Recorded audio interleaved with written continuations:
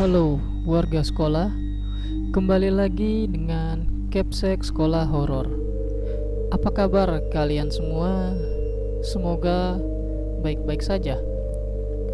Di episode sekolah horor kali ini akan menceritakan kelanjutan dari kisah hantu penunggu kamar mandi bagian kedua. Cerita ini bersumber dari akun Twitter @rianfrdnt. Selamat mendengarkan. Di sana kami masih membayangkan bahwa begitu jelas sekali jejak kaki yang ada di kamar mandi tersebut. Ini padahal masih siang loh, tak? Kata Dwi. Kemudian ibu pemilik warung bicara. Kenapa? Kok pada di sini? Nyariin ibu ya? Aku dan Dwi saling menatap. Kok ibu bisa tahu kalau kami lagi cari ibu? Tanyaku. Ya tahulah, mbaknya kan kos di ibu. Jawab dari ibu pemilik warung. Ibu katanya mau ke pasar. Tunggu saja ya, sambungnya. Setelah ibu kos pulang dari pasar, aku dan Dwi beserta ibu kos langsung mengecek keadaan kamar mandi. Di sana seketika jejak kaki itu hilang, lenyap. Mana? Gak ada juga, kata ibu kos. Beneran bu? Tadi saya lihat. Iya kan Dwi? Kataku kemudian. Iya bu, tadi di sini ada jejak kaki, jawab Dwi. Ibu kos kemudian tersenyum. Itu hanya halusinasi kalian.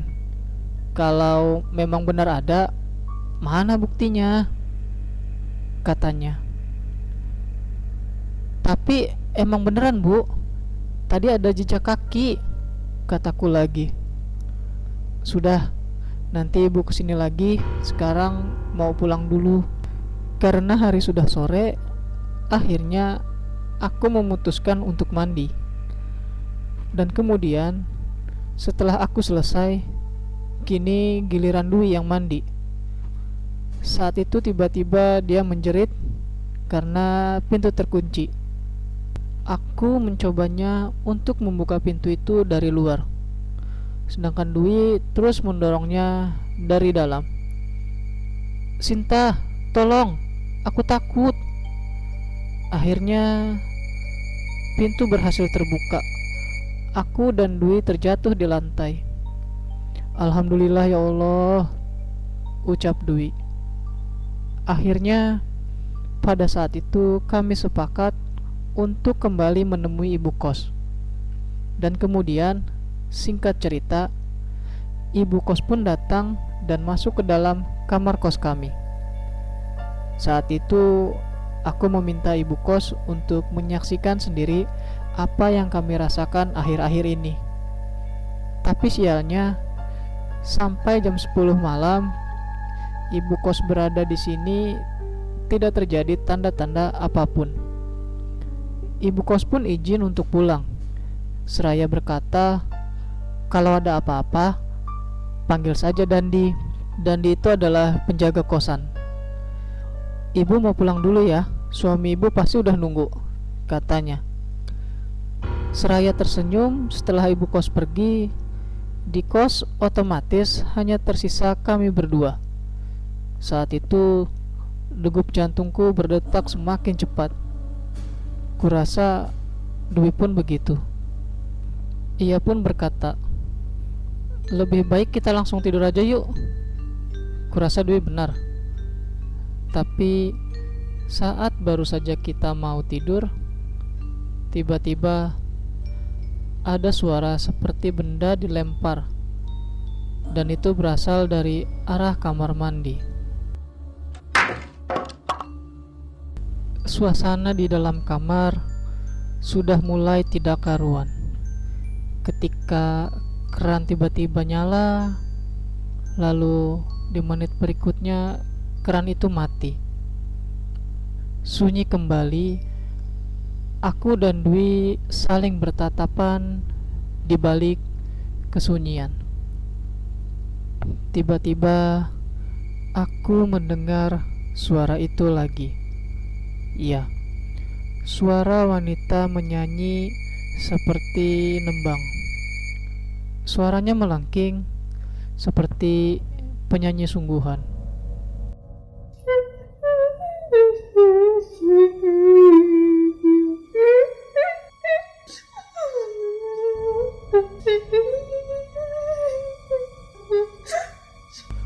Aku dan Dwi sontak langsung terkejut.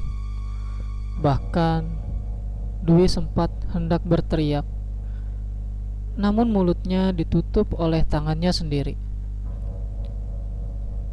Malam itu, pukul 11, aku dan Dwi mencoba memberanikan diri untuk menghampiri kamar mandi itu.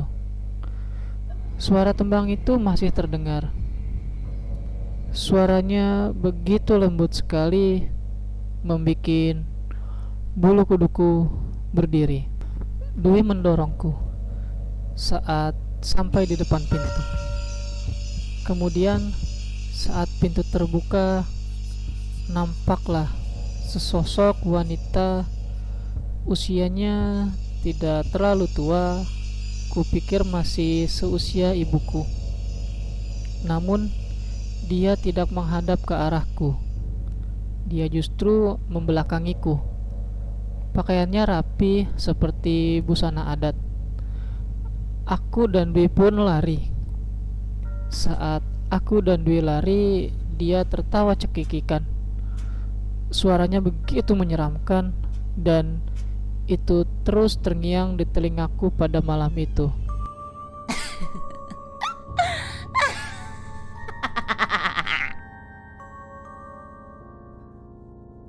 Aku lari dan terus lari sampai keluar pagar.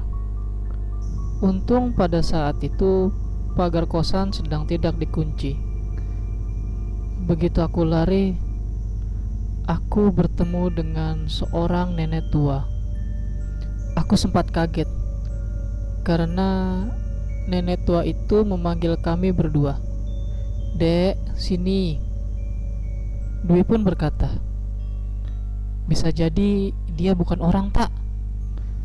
Mendengar Dwi berkata begitu, aku langsung ketakutan. Tapi kemudian si nenek berkata, "Mbok yang gak usah takut. Lihat, kaki nenek masih nginjak tanah." Aku dan Dwi kemudian menghampiri nenek itu dengan ragu. Si nenek kemudian berkata, "Kenapa? Kok iso malam-malam begini keluar rumah? Adek kan perempuan." Aku pun menjawabnya, "Aku takut, Nek." Dwi kemudian memotong, "Tempat kos kami berhantu." Nenek itu justru tertawa. "Nenek kenapa tertawa? Kami kan gak bercanda, Nek," ucap Dwi. Dengan masih ada sisa tertawa, nenek itu pun berkata, "Ndak usah khawatir, dia baik kok orangnya. Dia memang suka nembang." Hah? Si nenek kok bisa tahu? Kemudian si nenek pun mengajak kami untuk menemui ibu pemilik kos. Ya, tengah malam. Ibu kos pun keluar rumah. "Maaf, kami ganggu malam-malam begini, Bu," kataku. Si ibu kos kemudian tersenyum. "Gak apa-apa." Kami pun ditawari minum terlebih dahulu. Kemudian si nenek mulai bicara. "Sudahlah anakku, biarkan saja bangunan itu digusur. Kalau tetap dipertahankan, kasihan anak-anak ini," katanya. "Loh, kok anakku?" Aku dan Dwi pun terkejut. Iya bu, tapi mau bagaimana lagi? Itu sumber penghasilan. Sementara Mas sekarang lagi sakit, jawab ibu kos. Arwah D memang sering bergentayangan di kamar mandi kos itu. Dek, ibu minta maaf, ucap ibu kos. Lalu ibu kos pun menceritakan kenapa hantu itu ada di kamar mandi beserta asal-usulnya. Jadi, dulu si nenek atau ibunya ibu kos ini adalah seorang sinden. Dia mempunyai 2 anak perempuan dan 1 anak laki-laki. Dari ketiga bersaudara itu, hanya 1 anaknya yang mengikuti jejak sang ibu, yaitu menjadi sinden. Singkat cerita, Di bertemu dengan kakak laki-lakinya itu. Pada suatu malam, saat dirinya baru saja pulang manggung dari hajatan, kakak laki-lakinya itu kemudian memboncengkan Di. Dan ini adalah bagian terburuk dari cerita. Ya, kakak laki-lakinya itu membawa Di ke tempat sepi. Di sana Di disetubuhi, lalu Di menjadi pemurung. 2 bulan berselang, perut Di semakin membesar. Itu menjadi sebuah tanda tanya yang besar. Kakak laki-lakinya itu terus mengancam Di kalau sampai dia memberitahukan kejadiannya, dia akan dibunuh. Pada suatu malam, Di menulis pucuk surat dan disimpannya di meja kamarnya itu.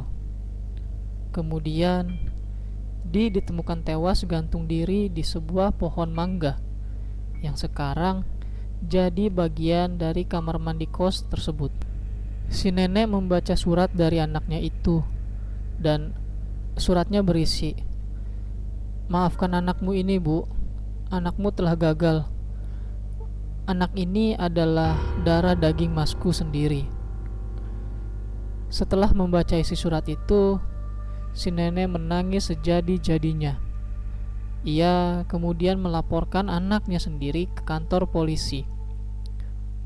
Setelah anaknya itu ditemukan tergelantung di pohon mangga dan semua pertanyaan telah terjawab, si nenek jatuh pingsan dan sempat sakit. Ya, Di adalah anak bungsu kesayangannya, dan dia adalah satu-satunya anak yang meneruskan pekerjaannya sebagai sinden. Aku dan Dwi esoknya meninggalkan tempat kos tersebut. Ibu kos bilang, "Maaf ya Dek, ibu telah berbohong," katanya sambil menangis. Aku pun merasa terharu. "Gak apa-apa kok Bu, kami yang harusnya minta maaf. Ini uang kos kami Bu," kataku. Tapi kemudian si ibu kos menolaknya. "Gak apa-apa, kalian gak usah bayar. Maafkan ibu sekali lagi ya Dek." Kami berdua pun akhirnya berpamitan ke ibu kos dan mencari kos yang baru. Itu dia cerita mengenai hantu penunggu kamar mandi bagian kedua. Terima kasih buat kalian warga sekolah yang telah mendengarkan cerita ini. Jangan lupa untuk like dan share video ini agar warga sekolah horor semakin bertambah. Dan sampai jumpa di episode berikutnya.